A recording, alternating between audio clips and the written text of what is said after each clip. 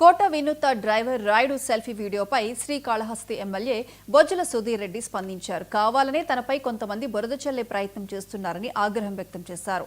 హత్య చేసే ముందు వినూత దంపతులు రాయుడిని బెదిరించి వీడియో తీయించారా లేక ఏఐ వీడియోనా అనే అనుమానం ఉందన్నారు.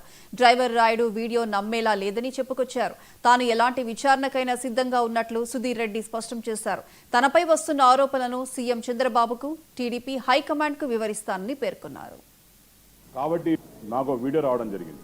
దాంట్లో ఎవరైతే హత్య చేయబడ్డాడో వాళ్ళ డ్రైవరు రాయుడు అనే వ్యక్తి మరి ఆ వీడియో అనేది అందరం చూసాం. నేను మిమ్మల్ని అందరూ కూడా రెండు విషయాలు అడగదలుచుకున్నా.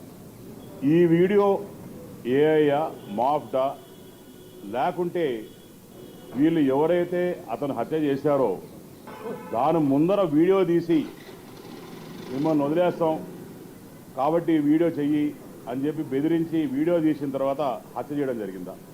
పోనీ ఆ రాయుడు అనేటువంటి బతుకుంటే అన్నా అతన్ని పిలుచుకొచ్చి కూర్చొని మాట్లాడి ప్రజల సమక్షంలోనే ఇది తేల్చుకునేటి వాళ్ళం. కానీ ఇక్కడ విడ్డూరం ఏమైందంటే ఈ హత్య జరిగి దగ్గర రెండు నెలలు కావస్తూ ఉంది. వీరు జైలు కూడా పోవడం జరిగింది. వీళ్ళు బెయిల్ ఇచ్చిన తర్వాత ఇప్పుడు ఈ వీడియో అనేది రిలీజ్ చేయడం దాంట్లో వీళ్ళ అంతరాయం క్లియర్గా అర్థమైపోతాం. ఒక సింపతి తెచ్చుకోదానికో లేకుంటే కష్టపడి గెలిచి ఈరోజు మంచి పేరు తెచ్చుకొని శ్రీకాళహస్తిని అభివృద్ధి చేస్తున్న నా మీద బుడద జల్లదానికో చేస్తున్నారని చెప్పి ఒక క్లియర్ కట్ సంగతి తప్ప దీంట్లో వాళ్ళ డ్రైవర్తో నాకు డిపాజిట్లు కూడా గెలవని వాళ్ళతో ఆ రోజు మాకు వాస్తవాన్ని ఈ రోజు వరకు కూడా నేను ఆవిడతో ఎన్నో ప్రాబ్లమ్స్ ఫేస్ చేశాడు ఎలక్షన్స్ ముందర కూడా.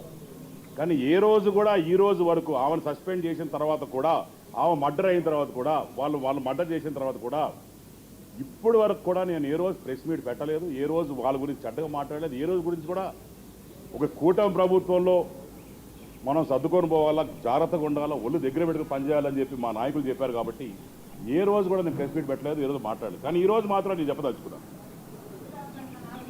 ఆ రోజు అసలు ఆవిడ మా కోసం